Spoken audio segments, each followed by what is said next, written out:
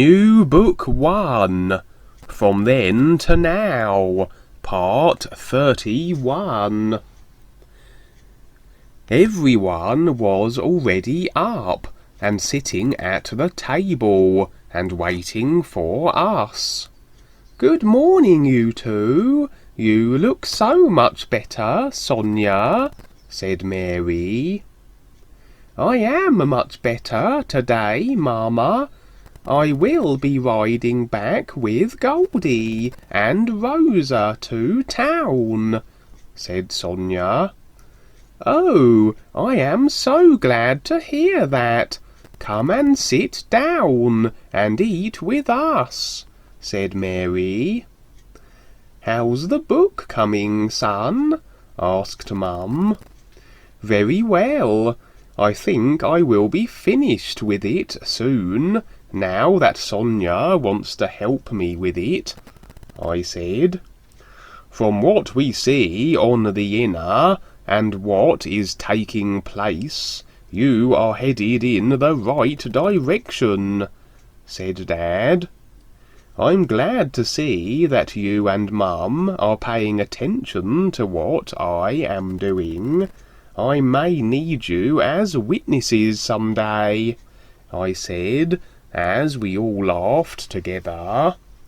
"Goldie, I'm going to take your parents out fishing today. Do you want to come?" asked Paul. I thought for a moment and said, "Thank you, Paul, but I want to stay with Sonia. We were going to go over the book." I said, "That's okay. We won't be long. We will catch everyone some bonito fish today," said Paul. My parents and Paul soon left, while Mary and Rosa did things around the house. Sonia and I went to her bedroom to read from the book. "Sonia, I have started my novel with the story of my life. The idea is to tell what I have learned from my life here and my real experiences," I said. "I like that idea. Please read me some," she said. I read to her for several hours. She would ask me questions as I was reading, and I would take notes. I knew what I had written was just a rough draft. I liked her input because there were things she brought up that I didn't think about. After a while we sat back and talked. "Your book is good, and I will help you with it. I will teach you some English and how to spell. It would help.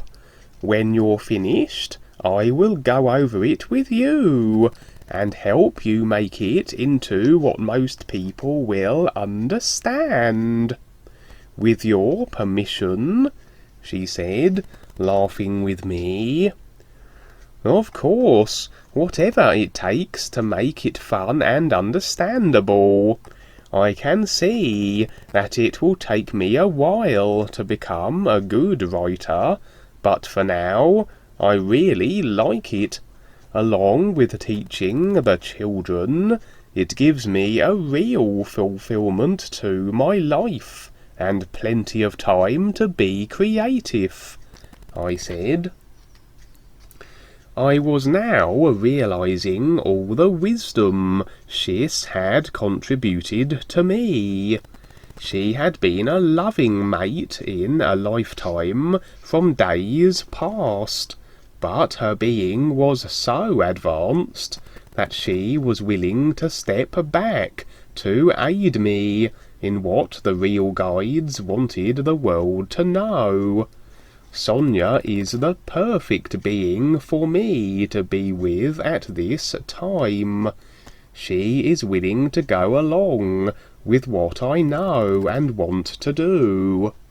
For me, I knew there was more than just having a wife and children, and to live a standardized life. I knew that there would be challenges ahead, but that is how I wanted my life to be. Paul, Mary, and my parents are the most wonderful people there are, but they were not presented with what I am capable of. During the early afternoon, Sonia and I went down to the beach to see if Paul and my parents had returned from fishing. As we were walking down the bluff, we could see Paul's boat heading for shore, and so we went down to meet them. The waves weren't too big, and so it was easy for them to get to the beach. We went into the shallow water and helped them bring the boat in. "We caught plenty for everyone, Goldie," said Paul. "We'll help you eat them," I said, as I pulled the boat onto the land. Dad had jumped out and helped me. Paul passed all of us the fish, and then everyone went up the bluff to the house. Paul went inside and said, "Okay, Mary, we are here, and we are hungry," said Paul, as he laughed with her. Mary and Rosa came out of the house and began to clean the fish as we put them on the table. "Your dad caught the biggest fish today, Goldie, and the most," said Paul. "Great, Dad. Actually, both my dads caught the fish today. You both have the privilege of feeding everyone," I said, as we laughed.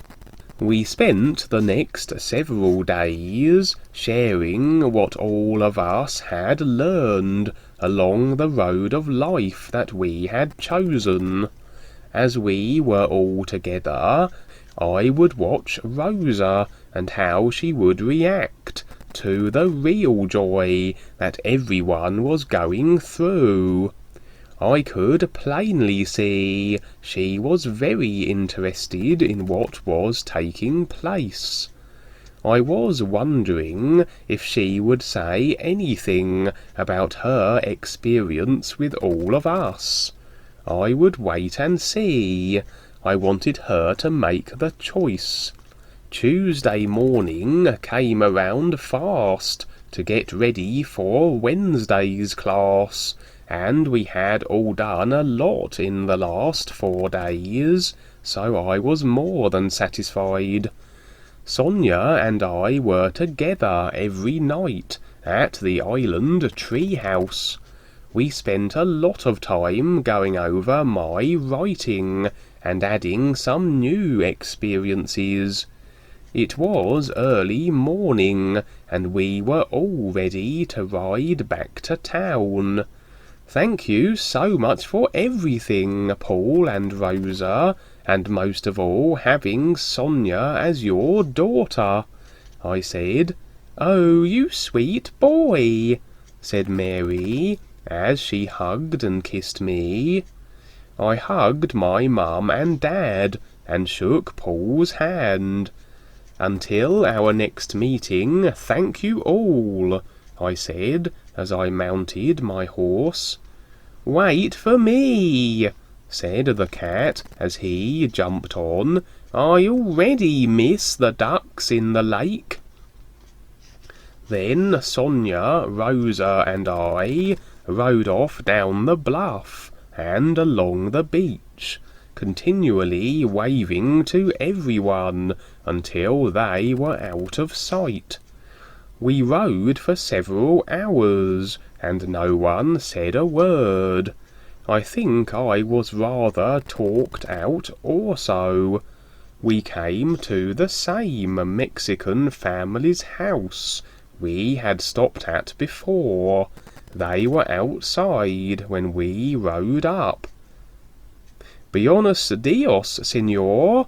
I have some fish for you from my family, I said as we stopped and dismounted. I gave the fish to his wife, and she was so gracious.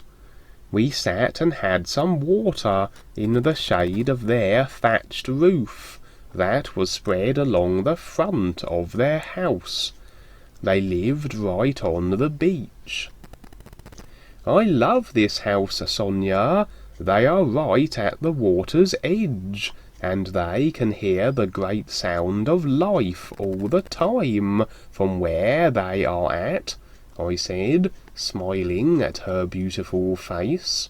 I like it too, Goldie. It reminds me of our island tree house, she said, as she laughed, and I kissed her.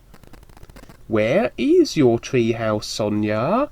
Asked Rosa.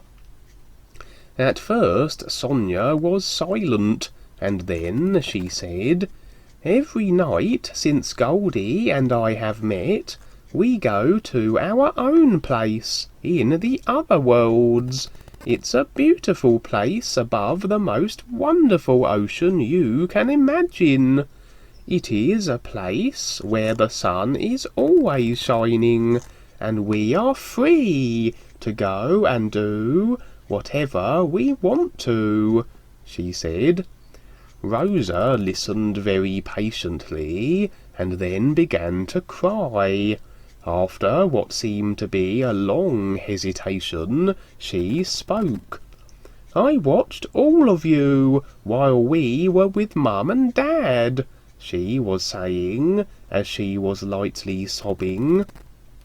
And with Goldie's parents, I had never seen so many wonderful people together. My family and Goldie's family, and all of you know so many things that I cannot understand. I don't know anyone that is like all of you. The people I know in town are nice, but they do not know life like you. I can see the difference in being with you and being with other people. I don't want to be like them any more. I want to be like you, she said, while she was crying, and then put her arms around Sonia. As Sonia was holding her, she said, Rosa, we will show you how to come with us and meet so many more people like us, said Sonia. Really? Could I meet someone like Goldie too? She said, as she was wiping her face. We both laughed, and Sonia said, I don't see why not. There are plenty of wonderful people around everywhere. I now knew what had been taking place within Rosa. She just needed the exposure of all of us to break through what was holding her back from moving forward into a better life for herself. It's always fun to see people realise the best there is for them.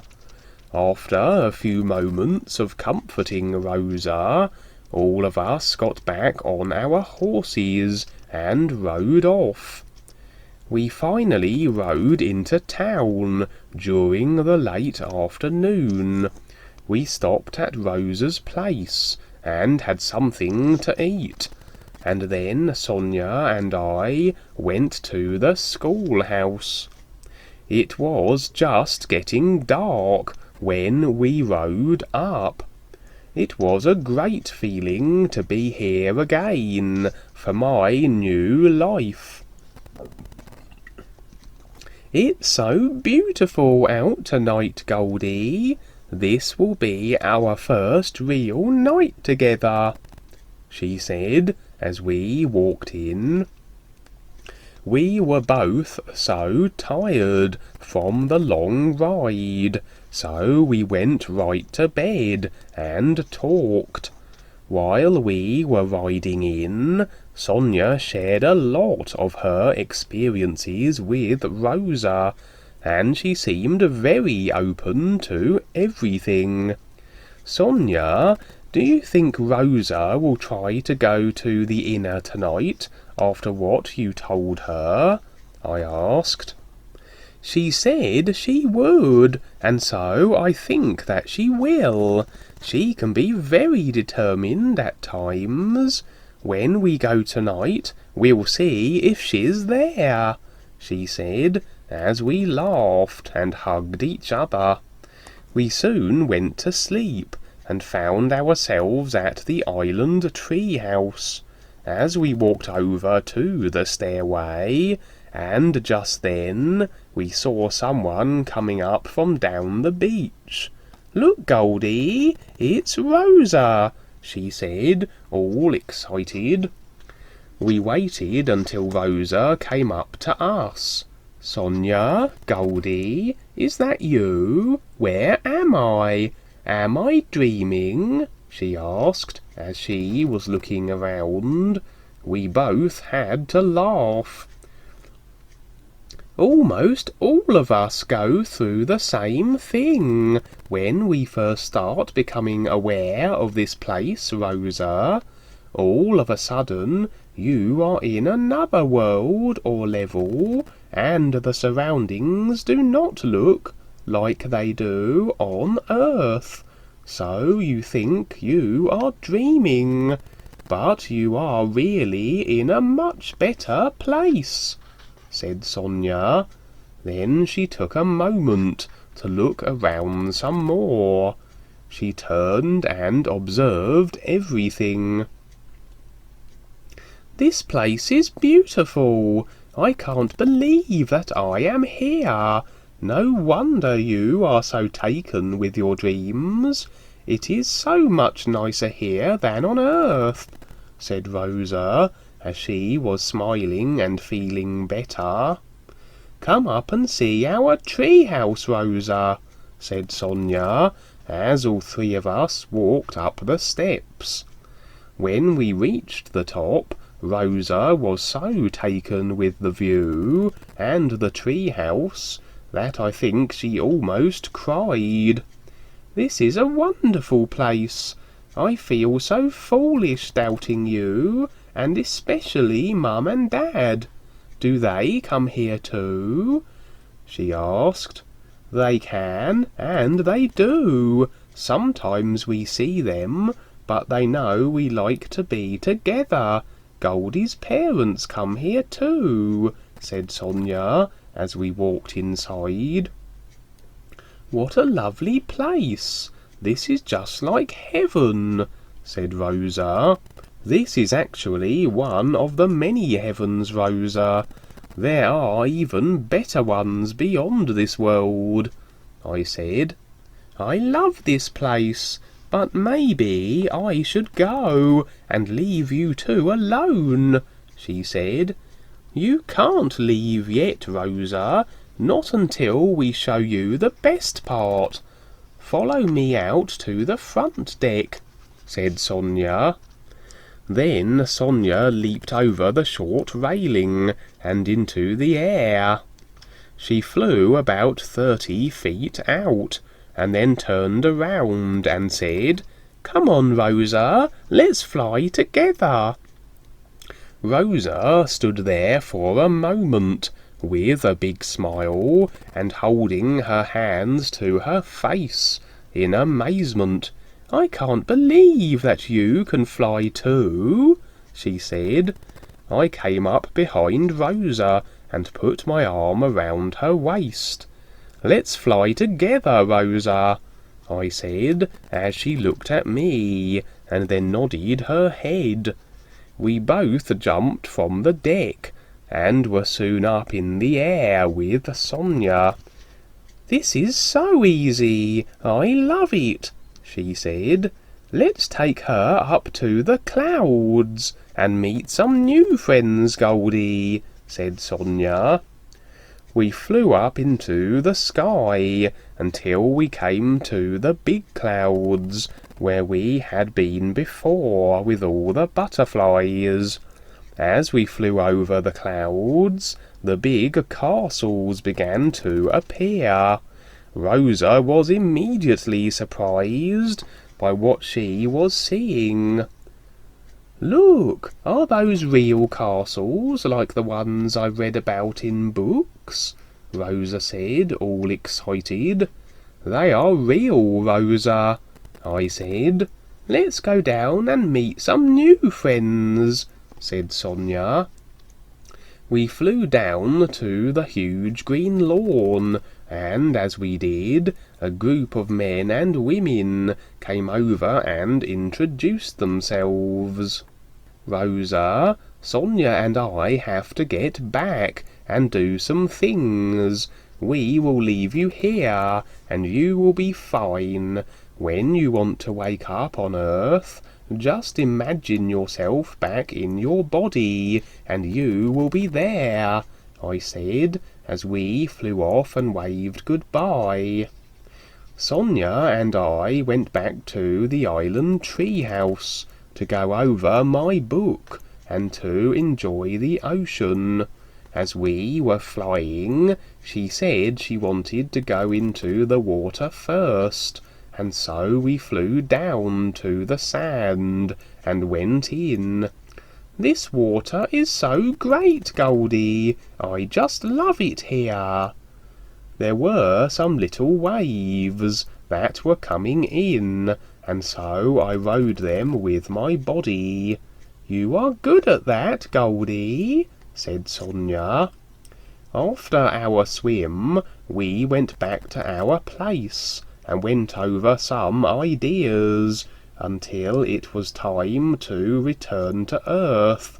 Suddenly, we were back in our bodies at the school. "The children will be arriving in an hour. Do you want to be a part of your class today, Mrs. Goldie?" I said, smiling at her beautiful face.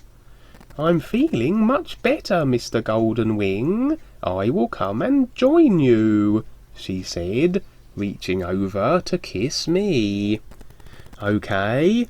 I can't wait to see the children and what they think about us being together," I said, laughing as I was getting dressed.